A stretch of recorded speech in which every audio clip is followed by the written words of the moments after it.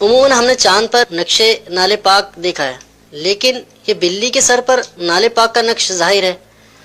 آپ سے سوال یہ ہے، کیا اس نالے پاک کے نقش کی وجہ سے اس بلی کی تعظیم کرنا چاہیے؟ اور کیا نالے پاک کے نقش کی وجہ سے بلی کو اگر ہم کچھ کھلائیں تو کیا اس کا بھی ثواب ملے گا؟ جواب عنایت فرمائیں۔ جزاک اللہ خیرہ۔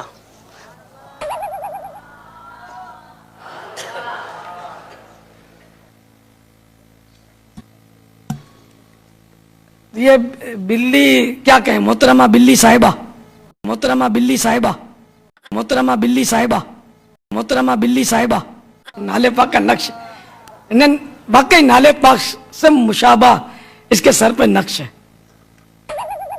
تو بالکل یعنی کہ کافی مشابہت ہے۔ یوں آگے دیکھ لیں ہم،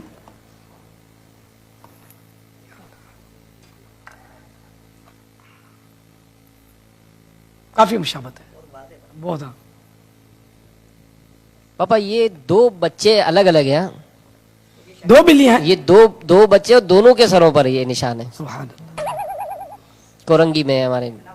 اچھا جی پاپا، کورنگی شریف ہم پرانا کی چلا بلی ہے یہ، واہ مرحبا۔ ایک تو یہ جس کی آنکھیں نیچے ہیں، اچھا یوں کفل مدینہ آنکھوں جی کا، ہاں۔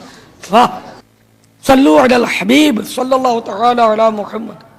اچھا اب یہ بلی محترمہ بلی صاحبہ جو ہیں، تو اب ان کے پیشانی پر نالے پاک کے مشابہ نقش بنا ہوا ہے، ٹھیک ہے نا؟ تو اب یہ سمجھ کر کے یہ نالے پاک سے مشابہ ہے، اگر کوئی احترام کرتا ہے یا اس کو چومتا ہے تو انشاءاللہ ثواب کا حقدار بنے گا، جبکہ نیت وہی کہ تعظیم مصطفیٰ کی نیت سے کہ سرکار صلی اللہ تعالی علیہ وآلہ وسلم کے نالے پاک کی طرح کا اس کے سر پہ نقش بنا ہوا ہے، اور اب اس نسبت سے اس کی خدمت کرے گا، کھلائے گا پلائے گا، تو ویسے بھی بلی کو کھلانا پلانا ثواب کا کام ہے، اللہ کی رضا کے لیے پلائے، اور ساتھ میں ایک نیت یہ بڑھا لیتا ہے کہ چونکہ اس کی پیشانی پر نالے پاک کے نقش کی طرح کا وہ نقش ملتا جلتا بنا ہوا ہے، تو وہ مزید اس سے محبت کرے، کہ یہ عاشقان رسول کی ایک مجبوری ہے، سمجھ لیں کہ جب اس کو عاشقان رسول کو محبوب کی کہیں نشانی ملتی ہے تو بس اس پر یہ فدا ہوتے ہیں، واری واری ہوتے ہیں۔ تو ہمارے پاس اوریجنل نالین مبارک تو نہیں ہے، چلے ایک نقش ہے یہاں لگا لیا ہم نے، قریب قریب سنت پہ عمل کر لیا۔ تو میرا ایک چھوٹا سا مدنی سوال ہے آپ سے، آپ کو اگر خانہ کعبہ شریف کی گری ہوئی کوئی تصویر زمین پہ ملے تو آپ کیا اسے نہیں اٹھائیں گے؟ آپ یہ تو نہیں کہیں گے کہ یہ تو تصویر ہے، اوریجنل تو نہیں ہے، رسپیکٹ دیں گے نا۔ ہم تو ایسے مصلی پہ بھی نماز نہیں پڑھتے جس میں قبلہ شریف کی تصویر بنی ہوئی ہو کہ پاؤں پڑے گا، تو ہم یہ تو نہیں کہتے کہ اوریجنل کعبہ تو نہیں ہے، اس کی شبیہ کا احترام کرتے ہیں۔ یہ مساجد میں بریلوی، دیوبندی، اہل حدیث، شیعہ سب نے کئی مسجدوں کے اندر خانہ کعبہ اور مسجد نبوی کی تصویریں بنائی ہوئی ہوتی ہیں، آج کل تو بڑی وہ ماڈرن آ گئی، کوئی نہیں اس سے پوچھتا کہ یار یہ اوریجنل کعبہ تو نہیں ہے، شبیہ ہے نا، احترام بھی کر رہے ہوتے ہیں۔ ہم نے کب یہ دعویٰ کیا ہے کہ یہ اوریجنل نالین شریف ہے؟ ایک شبیہ والا معاملہ ہے، اور یہ شبیہ ہے جو مسلمانوں کے ہاں مسلمان حکمرانوں کے جو تبرکات جو نسل در نسل ٹرانسفر ہوئے، چاہے وہ توپ کاپی میوزیم ٹرکی کے اندر ہوں یا بادشاہی مسجد میں بھی تھے، نبی الاسلام کی مبارک جوتیوں کے اگر آپ نقش دیکھیں تو آلموسٹ وہ خصے کی فارم میں، نیچے تلوہ اسی فارم میں بنتا ہے، باقی کتابوں کے اندر بھی ٹرانسفر ہوا ہے۔ باقی اس کے ساتھ جو یہ باقی جو تماشے شروع ہو گئے نا نالین کے ساتھ، وہ ادھر بھی چکوال میں بھی آپ کو پتا ہو اتنا بڑا نالین انہوں نے نکالا اور وہاں پہ پیسے کمانا شروع کر دی، وہ ایک علیحدہ بات ہے۔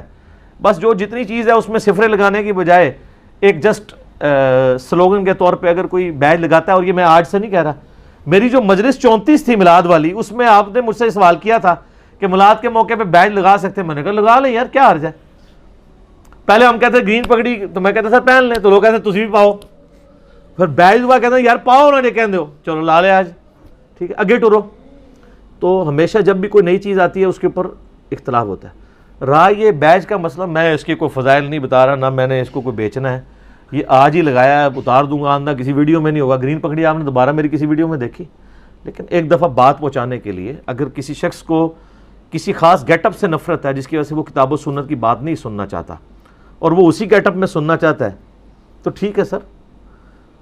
وہ مجھے بڑی صحیح طریقے سے بات یاد ہے, جب ہم دعوت اسلامی میں تھے, گرین پگڑی باندھتے تھے, تو دعوت اسلامی والوں نے بھی تبلیغ جماعت کی طرح وہ مدنی قافلوں کا سلسلہ شروع کیا. وہ اس کو سیروزہ کہتے تھے, یہ 4 روزہ مدنی قافلہ. شروع میں تو وہ اپنے شہروں تک رہے, جب دوسرے شہروں تک جانا شروع ہوئے تو نئی پرابلم سامنے آئی کہ جناب یہ تو اب ہمیں تبلیغی جماعت کے نا بسترے بھی اٹھانے پڑیں گے, اور آج تک تو ہم اپنی عوام کو کہانی کرواتے رہے ہیں تبلیغی جماعت کے خلاف. ٹھیک ہے جی, کیا کہانی کرواتے رہے ہیں جناب؟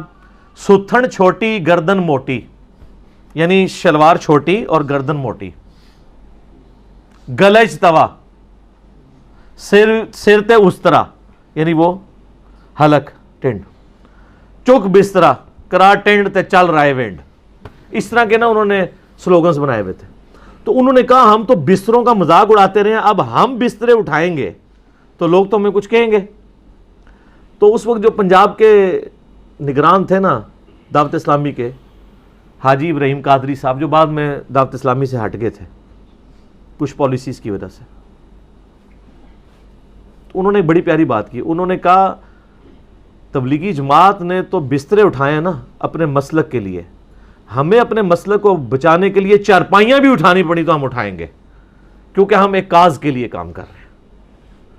تو سر اگر یہ نالائن شریف کا نقش کوئی لگانے سے کوئی ہماری بات سنتا ہے, ہمیں تو کوئی اوریجنل نالائن مبارک مل جائے تو ہم تو وہ بھی لگانے کے لیے تیار ہیں کہ یار ہمیں سرٹیفکیٹ دے دو آپ کہ ہم جو بات کر رہے ہیں وہ نبی علیہ السلام کی بات آپ تک پہنچا رہے ہیں. باقی یہ یعنی میرا اجتہاد ہے, آپ اس میں اختلاف رائے کر سکتے ہیں. اجتہاد کی تو خوبصورتی ہے, یہ کوئی عبادت کے لیے نہیں لگایا ہوا ہم نے کہ اس کے سامنے کسی نے جھکنا ہے یا پوجنا ہے.